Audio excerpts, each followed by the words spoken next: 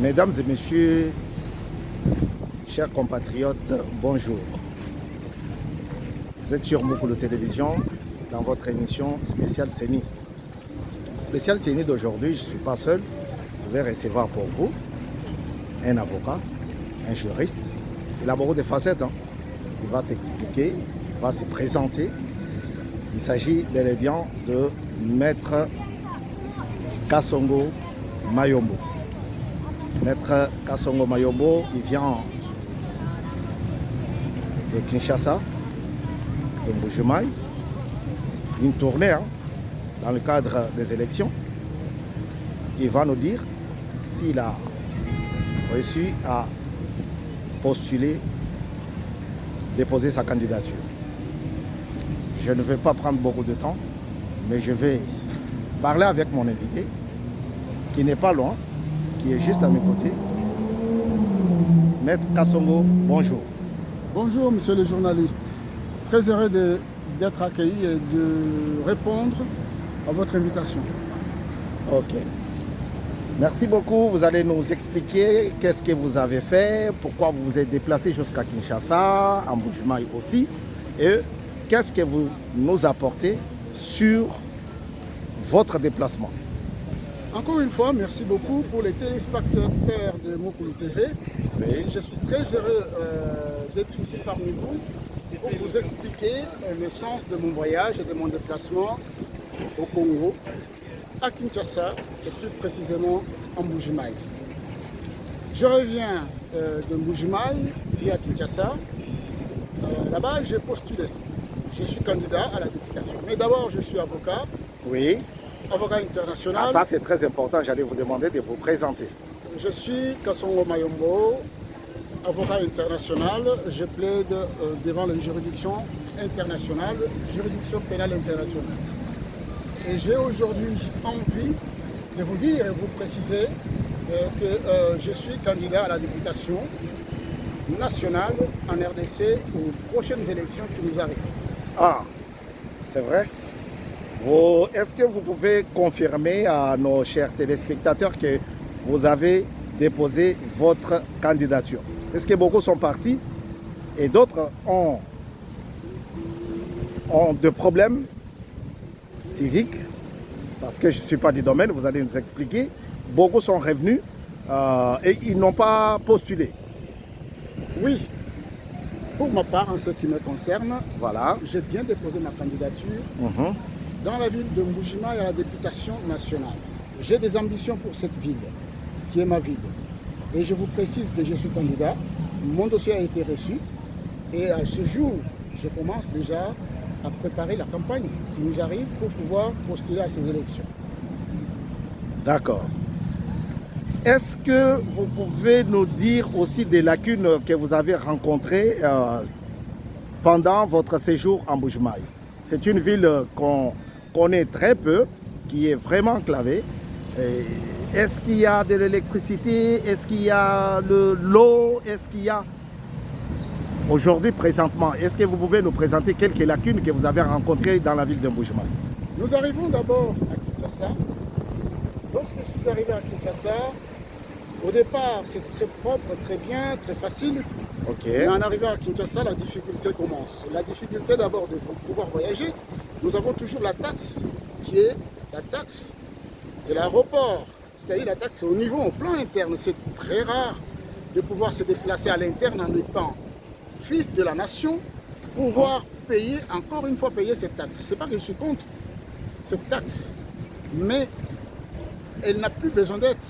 Lorsqu'on a déjà payé beaucoup de taxes sur le billet d'avion, Oui. et qu'on paye la taxe au retour en quittant la nation, c'est-à-dire en sortant de la nation, de l'aéroport de Ndjili, on paye une taxe. Et je ne vois pas pour quelle raison on doit payer une deuxième taxe dans l'espace de peu de temps pour aller à l'intérieur, qui plus est en Mbuji-Mayi. Mbuji-Mayi, c'est une ville enclavée. Une ville enclavée, on ne peut pas se déplacer sans pour autant prendre l'avion. Aujourd'hui, le seul moyen pour arriver à Mbuji-Mayi, c'est prendre l'avion. Alors là, la première difficulté. La deuxième difficulté, c'est le déplacement dans cette ville de Mbuji-Mayi, où vraiment l'aéroport laisse à désirer parce que les travaux ne sont pas finis. C'est beaucoup plus difficile, on n'est pas à l'aise. Donc c'est un petit espace, un petit aéroport qui mérite des gros travaux et qui mérite l'agrandissement pour être à la hauteur des ambitions de cette ville. Là, c'est la deuxième difficulté que j'ai vue. La troisième difficulté que j'ai rencontrée, c'est l'électricité. Il n'y a pas d'électricité, la ville n'est pas électrifiée. C'est l'une des grandes villes de ce pays. Mbujima est la ville diamantifère, où on a du mal à trouver l'électricité, où on est dans le noir. La ville sombre dans le noir. Et ça fait partie de mon programme et de mes ambitions, de sortir cette ville de la noirceur, sortir cette ville de l'obscurité. Donc, rien que l'électricité déjà n'existe pas, n'est pas vraiment fournie, et encore plus, l'eau est très rare. J'ai vu les déplacements des populations pour aller trouver ne fût-ce que peu d'eau. Ce qui est terriblement difficile dans cette ville, qui est la 4e grande ville de la République démocratique du Congo. Ok, qui est la 4e grande ville de la République démocratique du Congo, Maître Kasongo. En vous présentant, vous avez dit que vous êtes avocat. Parlez-nous de la chaleur électorale que vous avez rencontrée, que vous avez trouvée à Kinshasa. Parlez-nous des élections. Est-ce que ça va avoir lieu? Puisqu'il y en a qui disent que ça ne va pas avoir lieu, il faut que monsieur le président Tshisekedi puisse inviter les gens au dialogue. Est-ce que pour vous, ça va avoir lieu? Alors, je partirai d'abord du principe que le pays s'appelle la République démocratique du Congo. Si vraiment la démocratie existe au Congo en ce moment, il va falloir laisser parler les élections. Okay. C'est la seule voie de rentrer dans une démocratie, c'est passer par les élections. On ne parle pas de la nature des élections, on parle de la voie électorale. Les élections, ce sont des élections démocratiques. Démocratiques parce que le pays s'appelle la République démocratique du Congo. Oui. Ça ne s'appelle pas la République démocratique du dialogue. Okay. Donc, le Congo doit aller vers la démocratie par la voie des élections. Pour ceux qui espèrent le dialogue, le pays a toujours dialogué. Ça n'a rien à voir avec les élections. Ils peuvent dialoguer en dehors des élections, ils peuvent dialoguer après les élections. Mais l'un n'empêche pas l'autre. Donc okay. Le dialogue ne doit pas empêcher les élections.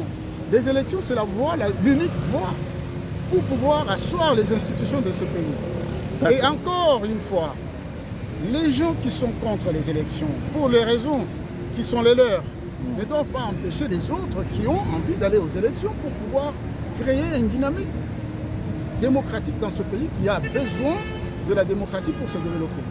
Alors aujourd'hui, il y a tout un tas de courants d'opposition qui ne veut que le dialogue, qui ne veut qu'empêcher les élections. Mais je pense que c'est là l'erreur.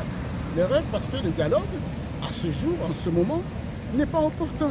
Il n'y a pas d'opportunité de dialoguer. On dialogue avec qui, pourquoi faire, pour aboutir à quel résultat.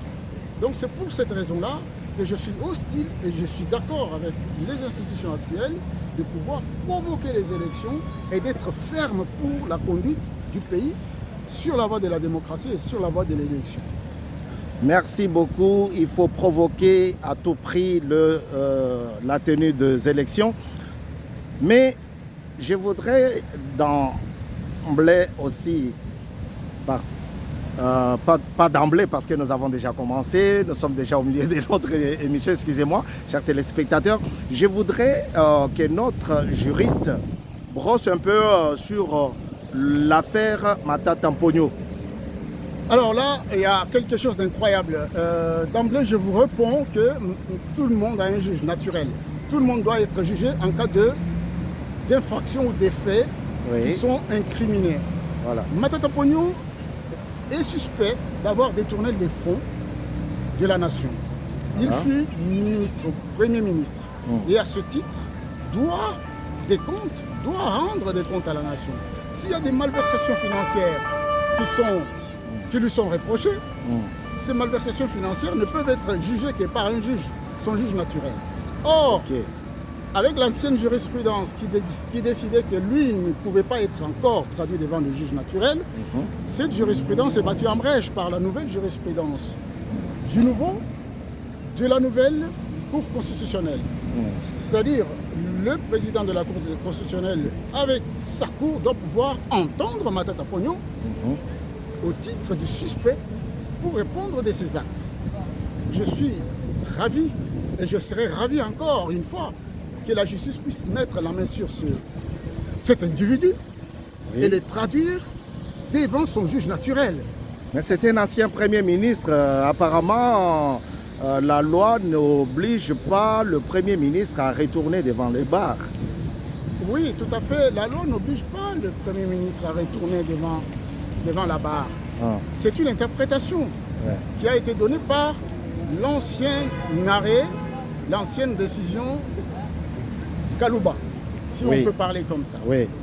Et la nouvelle décision Kamuleta, qui est une décision sur le fait que tout le monde doit avoir son juge naturel, reprend la balle au pied, reprend la marche vers la justice de Matata Ponyo pour pouvoir la mettre en œuvre et pouvoir juger Matata Ponyo. Il est quand même extrêmement dangereux de laisser cet exemple, l'exemplarité de ces mécanismes de traduction des juges et ce mécanisme de pouvoir provoquer la justice des premiers ministres ou du président de la République, qu'ils soient anciens ou nouveaux, va être un bon exemple pour la suite parce que voyez-vous que nous avons un pays qui s'appelle la République démocratique du Congo où un juge doit être là pour juger les gens et que lui, il échappe à la justice, c'est pas normal. Ok, ce n'est pas normal que messieurs l'ancien Premier ministre Matata Ponyo échappe à la justice. Alors, revenons à notre mouton, les élections. Les élections, est-ce que vous croyez avoir fait un bon choix de Mbuji-Mayi? Oui, je vous réponds positivement que c'est encore une fois l'envie et la motivation première qui est la mienne, ou qui sont la mienne, l'envie et la motivation, pour tout simplement dire que cette ville est le cœur du pays, est le cœur du Congo, est le cœur de l'Afrique. On ne peut pas laisser le cœur mourir, c'est comme votre corps. Vous avez la tête, le cerveau, mais vous avez le cœur. Si le cœur ne bat plus, le cerveau ne va plus fonctionner normalement.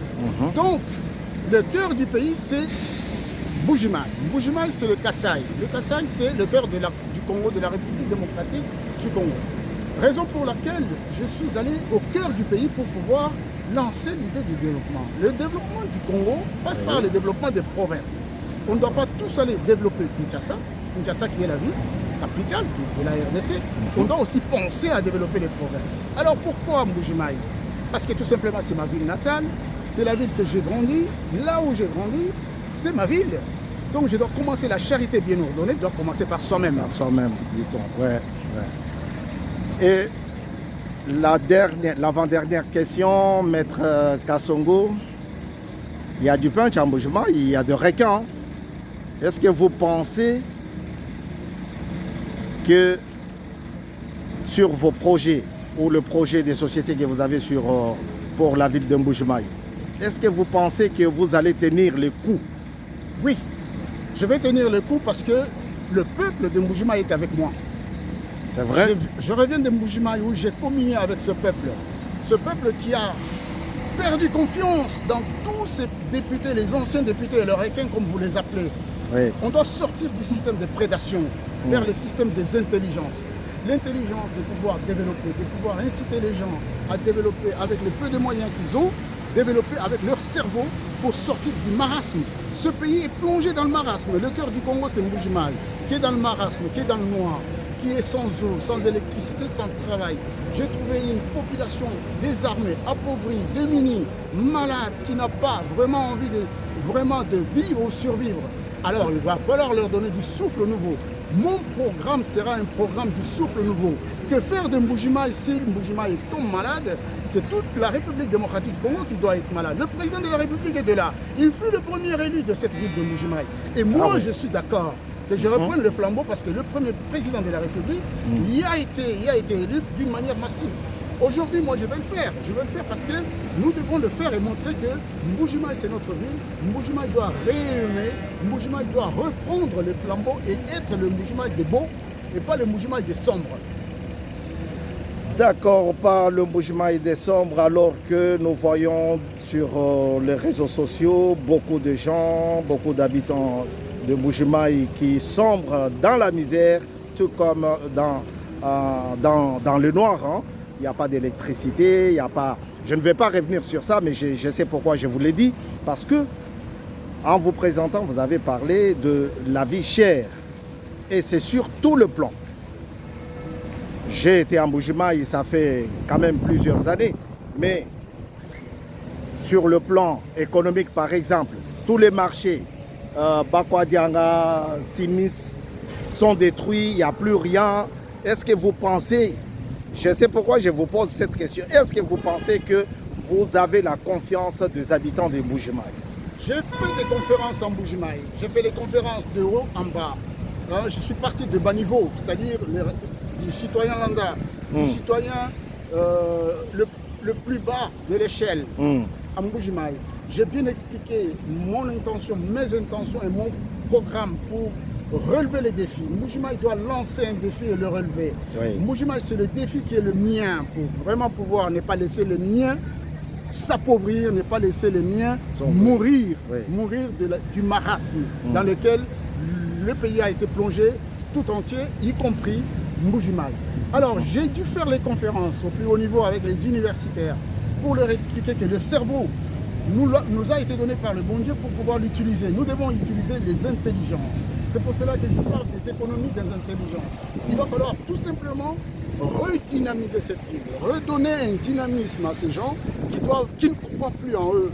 Ils ne croient plus, il faut leur donner l'espoir, il faut leur donner le sens de la croyance, le sens d'utiliser leur intelligence pour pouvoir développer au plus bas niveau, développer, créer des emplois au plus bas niveau, créer des emplois au niveau provincial, utiliser les richesses qui sont là pour pouvoir démarrer petit à petit. Je ne promets pas que tout va être d'une baguette magique, tous en même temps, développer tout au même moment, mais au moins influencer une grande majorité, créer un élan de développement économique pour la province du Kasaï. Créer un élan pour la province du Kasaï, en tout cas, cher maître, monsieur l'avocat. Mais comment vous allez faire pour quitter cette belle ville que je vois derrière vous, même devant vous, de Paris, pour aller rester au chevet des habitants de Mbuji-Maï? Est-ce que vous allez travailler comme vous travaillez en Europe, par télé, vidéo, où vous allez vous déplacer? Merci, monsieur le journaliste, pour cette question pertinente qui mérite une réponse vraiment claire. L'Europe est construite par les Européens. Paris est construit par les Parisiens et les Français. Moi, je dois construire ma ville parce que je suis Mbuji-Maï. Je dois y rester, je dois y vivre. Pour connaître une ville, il faut y vivre. J'y viens de Mbuji-Maï. Et il n'y a rien qui peut m'en empêcher. Je pense que par là, j'entends le développement au jour le jour. Le développement collé au sol de Mbuji-Maï, sur place en Mbuji-Maï, aux besoins de cette population. Et c'est de là où toute mon énergie, toute mon intelligence va être sur place dans cette ville, va être utilisée sur place pour cette population, va être utilisée pour que nous ayons au moins des résultats positifs. D'accord. C'est ce que tout le monde espère, c'est ce que tout le monde veut voir sur le terrain, le résultat positif. Le résultat positif, est-ce que en appelant une marche comme l'opposition de M. Fayoulou l'a faite, est-ce que vous pensez, en votre qualité de juriste, vous pensez que ça soit une bonne idée? La marche est toujours démocratique. La marche est toujours contournée des règles démocratiques et doit respecter les principes démocratiques. Mais il faut juger l'opportunité d'une telle marche. Le président de la République veut aller aux élections. C'est déjà un point positif pour la démocratie. Le président de la République tient à ce que les élections aient lieu. En bon démocrate, je vois mal quelqu'un qui se dit démocrate n'est pas allé aux élections. Alors qu'il y a la démocratie, alors qu'il y a les élections. Le seul principe démocratique qui mène les institutions vers la légitimité, c'est par la voie des élections. Alors je ne comprends pas. Je ne comprends pas ce que M. Fayoulou veut entendre parler. Faire une marche. Pourquoi? Pour demander quoi? Merci beaucoup, monsieur l'avocat. Est-ce que vous pouvez parler un tout petit peu du refus en la personne de madame la présidente de la francophonie, du refus de l'État congolais? Est-ce que c'est normal, c'est dans la logique de la chose ou c'est le droit? Nous sommes dans la géopolitique. Vraiment, la francophonie est une belle fête des francophones. Qui plus est, j'aimerais bien comprendre comment un anglophone peut diriger un grand organisme des francophones. Là, il y a une anomalie première, une anomalie qui n'est pas corrigée. On doit corriger cette anomalie. Qui plus est, la grande démocratie congolaise qui fait peur à ses voisins. Et là, tu peux diriger cette institution de la francophonie. Comment on en est arrivé à laisser cette grande institution à un anglophone? Ça n'a aucun sens. On n'a pas un francophone qui dirige un organisme anglophone. Or là, cette anomalie n'a pas été organisée. Alors la deuxième chose, elle devait se soumettre à une orthodoxie de ses paroles. Cette dame qui dirige le grand organisme de la francophonie n'a pas voulu corriger, n'a pas voulu au moins s'excuser de ses propos. Ils sont connus de tous. Il n'a pas voulu reconnaître qu'un enfant de la francophonie est aujourd'hui attaqué par un autre qui n'est pas de la francophonie. Le Rwanda n'est pas francophone. Il attaque. Ah bon? Le Rwanda n'est pas un pays francophone. Il attaque un pays francophone. Et là, nous devrions voir l'élan, la solidarité francophone, pousser madame, qui est la responsable de l'OIF, c'est-à-dire l'organisation de la francophonie, c'est de solidariser, oui. Excusez-moi, parce que je parle très vite, c'est solidariser avec son pays. Or, elle a voulu rester derrière la position de son pays, ce qui fait qu'elle n'est pas normale dans la francophonie. Elle doit quitter cet organisme. Elle n'a pas sa place. Elle est anglophone. Elle n'est pas francophone. Peut-être qu'elle est soutenue par la France. Hein? Eh bien justement, c'est un mauvais soutien. Ce soutien doit être condamné. Il est condamnable. D'accord. Monsieur l'avocat Maître Kassongo, nous avons entendu, comme tout le monde, hein, sur, vous savez, ça part vite maintenant, hein, que la mondialisation existe. Nous avons entendu que Madame la ministre de votre pays, de notre pays, a failli présenter, je ne vais pas dire l'expulsion, a demandé l'expulsion, mais le départ de l'ambassadeur qui a peut-être critiqué la position du président de la République vis-à-vis de cette histoire de Madame la présidente de la francophonie. Je serais même beaucoup plus radical qu'elle, expulser l'ambassadeur, le représentant de l'Union européenne qui est là, elle ne doit pas s'ingérer, il est là pour représenter l'Union européenne, mais n'est pas statuer ou n'est pas parler ou s'ingérer dans les problèmes internes. Là, il est en train de prendre position pour un camp et pas pour un autre camp. Il aurait dû jouer l'équilibriste. L'équilibriste dans quel sens? C'est-à-dire condamner l'un et l'autre. Là, il a condamné la RDC pour ce qui est supposé être la position, le discours haineux. Moi, je ne l'ai pas vu encore, mais en tout cas... De M. Bitakwira. Soi-disant. Mais alors, admettons-le, mais pourquoi ne pas condamner les M23 qui est composé des Tutsis rwandais, qui sont les Rwandais, qui sont Tutsis, qui sont là en train de tuer des milliers de Congolais? Pourquoi on ne le fait pas? Et là, je ne suis pas d'accord avec. Je ne suis pas d'accord pour une raison qu'on ne peut pas condamner un camp et laisser un autre camp. Ah, merci beaucoup, monsieur l'avocat. Je ne voulais pas parler de M23, mais est-ce que vous connaissez l'ancêtre du M23? Le M23, c'est quoi? Puisque tout le monde parle du M23. Moi, on m'a demandé l'autre jour, M23, pourquoi ils ont choisi M? C'est-à-dire quoi, M23? C'est mars, 23 mars. Ok. C'est un accord. C'est un accord qui a amené les rebelles de se cacher derrière le texte, soi-disant qu'il n'a pas été respecté cet accord du 23 mars. D'accord. Signé par l'ancien pouvoir, le pouvoir fictif d'un fugitif, d'un monsieur qui s'appelait président de la RDC, mais qui n'était qu'une taupe, qui n'était qu'un espion, qui était là pour livrer le peuple congolais au massacre. Alors, ces gens-là qui sont venus maintenant derrière les M23, ce n'est pas les M23, c'est le Rwanda. Il faut le dire. Pourquoi? Parce que chacun a une base arrière. Le M23 qui se prétend congolais, alors sa base arrière doit être au Congo. Pourquoi il est au Rwanda? Donc, il faut tout simplement dire que ce n'est pas les M23, c'est les Rwandais qui attaquent le Congo. et condamner cela, parce qu'il y a des milliers de morts. Je ne peux pas rappeler, je ne peux pas oublier. Et d'ailleurs, je penserai beaucoup plus au massacre de Kichiché. Je penserai beaucoup plus à ces massacres à répétition, des crimes horribles qui ne sont pas condamnés aujourd'hui par la communauté internationale, condamnés au profit du Rwanda. C'est le Rwanda qui commet ces crimes. Il va falloir les désigner du doigt, parce que femmes et enfants n'ont pas besoin de mourir pour des richesses qu'ils peuvent même donner gratuitement. Mais pourquoi tuer les gens? Ok, femmes et enfants meurent gratuitement pour cette richesse immense que Dieu a donnée à notre pays, votre pays, le pays pour lequel vous voulez vous déplacer jusqu'à Mbuji-Mayi pour remporter les élections législatives. Alors, je voudrais que vous parliez un peu, parce que vous êtes là. J'ai fait 6 mois pour vous atteindre et j'en profite. J'en profite pour que notre fanatique, nos fanatiques puissent avoir l'éclairage sur certains détails au conflit congolais.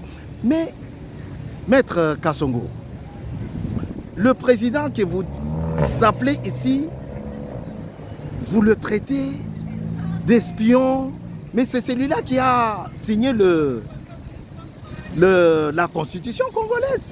Vous n'avez pas la constitution, c'est lui qui vous a apporté la constitution. Il y a une anomalie dans cette constitution, je l'ai critiquée en 2005. En 2005, j'ai fait une conférence. Une anomalie? Qu'une seule anomalie, pas qu'une seule anomalie, des anomalies dans cette constitution. C'est pas possible, c'est pas vrai. J'ai critiqué cette constitution lors de son avènement à l'aube de 2005. Okay. Cette constitution a été soumise au référendum. Okay. J'avais critiqué cette constitution en disant que c'est un catalogue. C'est-à-dire on a donné un catalogue. Pour ceux qui consultent les catalogues, ils comprennent de quoi je parle. Un catalogue, c'est beaucoup de détails. C'est une constitution comme une lettre détaillée, où on ne doit rien oublier aux détails. Or, le diable se cache dans les détails. C'est pas vrai. Le diable se cache dans les détails pour dire que, d'abord, cette constitution a été signée par un monsieur qui s'appelle Joseph Kabila. Vous verrez. Oui, c'est lui le président. C'est lui qui fut le président. Au lendemain du référendum, promulgué par un certain Joseph Kabila. Il n'y a pas le nom Kabangé derrière ce nom Kabila. Et à la révision en 2011, vous verrez la constitution révisée en 2011, et avec la loi électorale promulguée par Joseph Kabila Kabange. Qui est Joseph Kabila et qui est Joseph Kabila Kabange? Est-ce que c'est la même personne? Pourquoi y a-t-il changement de nom? Pourquoi? Et la raison est simple. Or, un texte de constitution se veut être beaucoup plus clair, ne doit pas créer une confusion. Moi, je serais amené à dire qu'il y a eu 2 messieurs qui ont signé cette constitution. L'un qui s'appelle Joseph Kabila et l'autre qui s'appelle Joseph Kabila Kabange. J'aimerais bien avoir une explication. Là vous me mettez du sel dans la bouche sur cette histoire que vous révélez aujourd'hui, alors qu'il y a beaucoup d'années qui se sont écoulées avec cette constitution, cours et tribunaux, ils traitent par rapport à cette constitution. Et aujourd'hui, vous dites qu'il y a peut-être 2 personnes qui l'ont signée. Ah ben oui, 2 personnes qui l'ont signée parce que chacun a un nom et un prénom. Ou 2 noms avec un prénom. Mais lui, il a eu d'abord un nom et un prénom. Kabila Joseph. Il promulgue une constitution. Plus tard, on revise, on amène la révision de la constitution en 2011, on voit la révision publiée, Kabila, Kabange, Joseph. Est-ce la même personne? Pourquoi il y a eu ce changement dans l'espace de quelques temps? Qu'est-ce qui a fait qu'il y ait changement de nom? Ou il y a une erreur, ou il n'y a pas d'erreur. Mais on ne doit pas rester sur des erreurs. Un texte constitutionnel se veut être clair parce qu'il doit guider la nation. Il doit guider la marche des institutions de la nation. Or, nous sommes en train de marcher avec un guide ou une constitution ou un texte qui nous guide, qui est complètement douteux, qui a des détails douteux. Qu'il y a des détails douteux, ça c'est vrai. Je suis très très ravi aujourd'hui de vous avoir comme invité et je vous remercie beaucoup. Mais je voudrais vous dire que votre deuxième invitation ne va pas tarder parce qu'il faudra que vous nous expliquiez. J'ai des, comme on dit en lingala, tozana ba fanatiko ba kolanda makambo ba invité na biso bazoloba à la loupe, hein, papa. Alors, je vais vous lancer une deuxième invitation pour que vous puissiez nous expliquer en long et en large cette histoire que vous révélez aujourd'hui. Et pourtant, il y a beaucoup de juristes en RDC qui n'ont pas vu ça. Malheureusement, tout le monde ne porte pas des lunettes. Il y en a qui portent des lunettes et d'autres pas. Mais en tout cas, il faut lire, savoir lire. Moi, j'ai eu à sillonner la République démocratique du Congo. Oui. J'ai compris que la lecture n'est pas l'apanage des Congolais. Ah, ok. Et revenons sur notre mouton, les élections. Est-ce que vous êtes optimiste sur votre candidature? J'espère, je suis optimiste parce que c'est la vérité qui va triompher. Et le courage et l'abnégation. Je pense que dans ces élections, on doit changer le corps parlementaire. On doit changer le Parlement congolais. Donc vous voulez dire que vous ne voulez plus voir les parlementaires qui dorment, alors, qui disent par exemple on n'a pas reçu, on est là pour bouffer de l'argent. Il y a un problème. Le Parlement est la représentation nationale. D'accord. On ne peut pas représenter une nation en dormant, à moins de les représenter dans des rêves. Ah oui. Ils passent leur temps à dormir. Ce qu'il y a comme problème, qu'est-ce qu'il y a comme problème? Pourquoi dorment-ils au jour? Alors la nuit, qu'est-ce qu'ils font? Or, nous avons besoin des gens qui nous représentent, les gens qui comprennent les problèmes et qui passent leur temps au Parlement pour les traiter et pour les gérer et en trouver des solutions. D'accord. Et ce Parlement a démontré à suffisance, comme on dit au Congo, son incapacité à gérer les problèmes des Congolais, son incapacité à trouver des solutions au marasme que vivent les Congolais. Comment ces gens qui sont un Parlement bien grassement payé n'arrivent pas à travailler? Pour quelles raisons ne travaillent-ils pas? Ils passent leur temps à dormir et à aller dans les réseaux sociaux. Or, le Parlement est un pupitre dressé aux représentants de la nation pour pouvoir parler au nom de la nation. Et ils passent leur temps à parler dans les réseaux sociaux. Il y a un problème. Ok. Mais on évite tous qu'il n'y ait pas de problème. Est-ce que vous pouvez revenir sur la loi Tchani? La proposition des lois Tchani, c'est pas la loi Tchani, excusez-moi. La proposition des lois Tchani, est-ce que ça dort aussi ou... Mais on n'a pas vu les débats. On aurait dû voir les débats. D'ailleurs, c'est ça la démocratie. La beauté de la démocratie, c'est débattre la chose publique sur la place publique. Le Parlement, c'est la place publique. Il devait mettre cette proposition de Noël Tchani avec Signe Pouloulou, mettre cette proposition au débat. C'est ça, il ne fallait pas les... Et pourquoi ça traîne toujours? C'est la raison pour laquelle nous devons changer le Parlement. C'est la raison pour laquelle nous devons changer le Parlement. Ils ne doivent pas laisser les choses qui intéressent la nation dans l'État. On doit aller au débat. Il fallait débattre de cette proposition. Si elle était bonne, adopter. Si elle n'était pas bonne, rejeter. Au moins qu'il y ait eu débat et que le peuple puisse participer à ce débat. Or, aujourd'hui, on reste à notre fin. On n'a pas vu le débat de la loi Tchani. Moi, j'aurais souhaité y apporter ma contribution. Mais comment y apporter sa contribution si elle n'a pas été mise au débat? Ok, merci beaucoup, cher avocat. Et ma dernière question, c'est une question de curiosité. Vous dites que vous êtes avocat international. Et pourquoi international? Parce que je traite que les contentieux internationaux. Je m'occupe beaucoup plus des cas qui relèvent du droit international dans les instances internationales. Donc c'est pour cela que je suis avocat international. D'accord. Merci beaucoup. On est très ravis. On espère que vous allez revenir d'ici là pour nous expliquer en long et en large votre révélation que beaucoup n'ont pas encore compris ou entendu. Je serai ravi de vous recevoir d'ici très bientôt. Je suis très ravi, Maître Kassongo. Est-ce que vous avez un mot de fin? Merci beaucoup, monsieur le journaliste, vraiment de m'avoir permis de m'exprimer brièvement sur ce point. Merci encore une fois d'avoir parlé de ma ville, Mbuji-Mayi, que je salue. Je salue tous les clubs Mayombo qui sont là-bas. Et j'espère qu'ils vont tenir bon jusqu'aux élections. Nous devons gagner pour élever les défis. Mbuji-Mayi doit être développé, Mbuji-Mayi doit être éclairé, Mbuji-Mayi doit être saturé d'eau. Mbuji-Mayi doit ne plus avoir faim. Mbuji-Mayi, c'est ma ville. Elle doit être la 4e ville rayonnante de la RDC. Ah, vous avez dit, vous avez salué le club Mayombo, c'est-à-dire? J'ai des clubs Mayombo dans ma ville. C'est la base?